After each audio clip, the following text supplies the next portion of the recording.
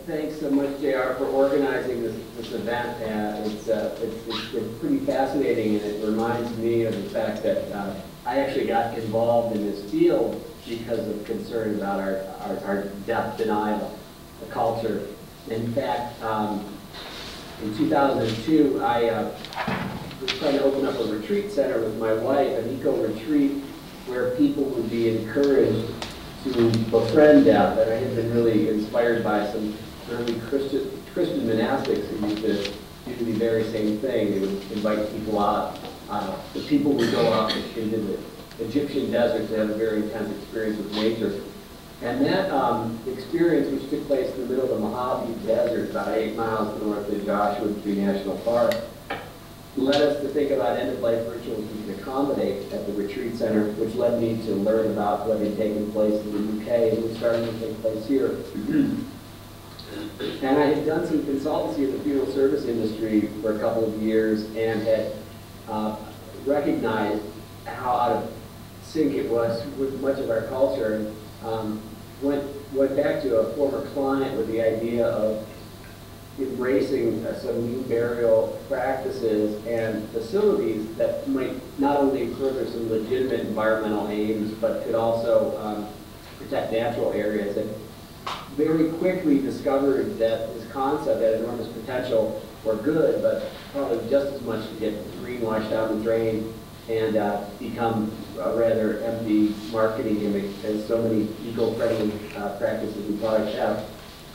And my wife and I ended up selling the retreat to set up the council to basically try to set some standards so that there could be a way of verifying, defining, and verifying environmental benefits associated with burial grounds, funeral homes, product manufacturers, cremation disposition programs. And we become the standard bearer in the field, working now in 50 states and 5 provinces in Canada, trying to not only restore consumers' rights that they may not have been aware of, but also to engage a very entrenched and potentially threatened funeral service industry and the environmental conservation community.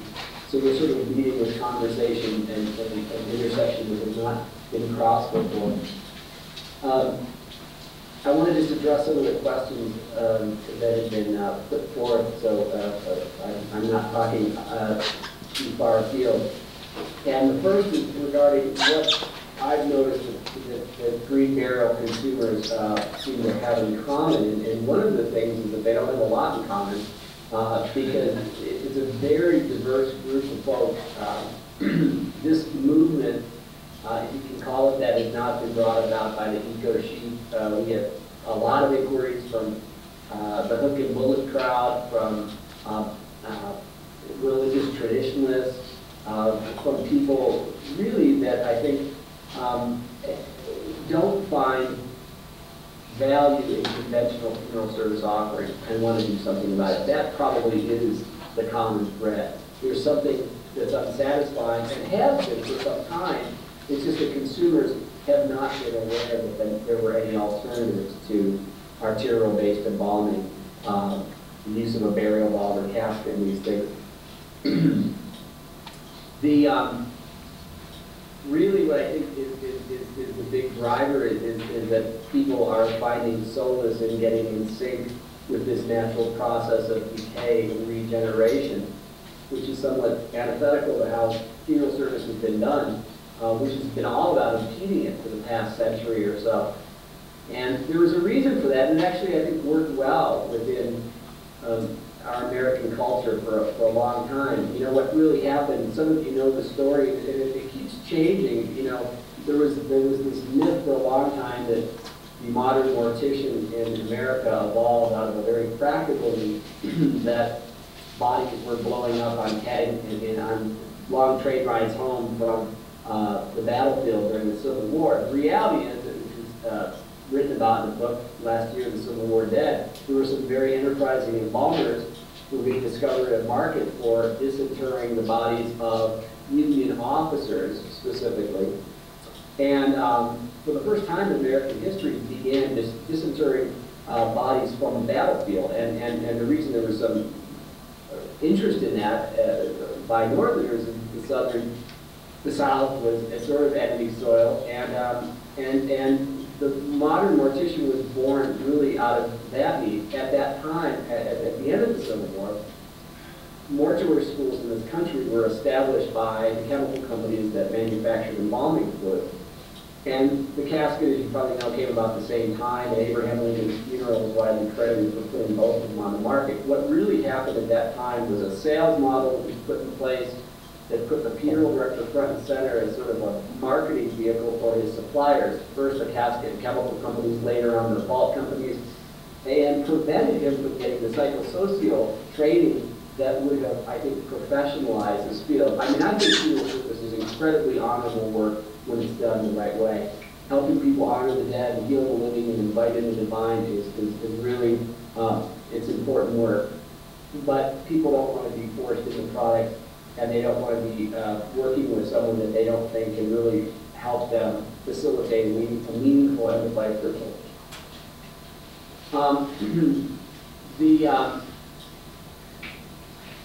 We've been taught, I think, that there's something icky about a dead body, and that there are actual health risks, which, as many of you know, don't really exist. We've accepted as a norm this very unusual way of handling decedents, which is done really in about 6 or 7 countries, representing about 5% of the planet. You know, the vast majority of the world has what we're describing as green burial, and far more common. But you know, the medical profession probably had more to do with it than anything. In the 20th century, restarting this. Up until that time, people had died at home and would have a funeral home. There was embalming, but families had more control of their end-of-life rituals. And what happened was, you know, in the mid-20s, the 20th century, and the apex of the sort of better living and dying through chemistry and technology, you know, death was a failure, and often during those days, the last rite was an act of CPR being pounded on someone's chest. And what happened was the funeral director sort of picked up on that cue and started to extend the alienation, and the body was whisked away from the hospital, and that's really when it began to get away from it. Many people, including myself, think that with the advent of hospice, you're going to start to see people caring for their dead differently as we did in the earlier part of the 20th century, because people are going to start dying at home more often. There are a number of benefits to green burial. Just to be clear, I always define it as a way of caring the dead that furthers some legitimate environmental aims, and there are really 4. It's the protection of worker health. That's mainly in the prep room and in the factory. As was mentioned, there's a great deal of formaldehyde and other toxins in caskets that eases and stains that we're trying to do something about, as well as preventing exposure in prep rooms from things like formaldehyde. It's the conservation of natural resources. We're doing a white paper right now, just looking at the amount of pesticides and water and gasoline and mowers that go in to these you know, perpetually cared for cemeteries, and what could be saved and the ecological impact that could be reduced if we could start using native grasses as some golf courses that you guys do. There is the reduction of carbon emissions. Obviously, metal caskets and concrete burial vaults in particular have a great deal of embodied energy. And then there's the opportunity for facilitating preservation and restoration of natural habitat.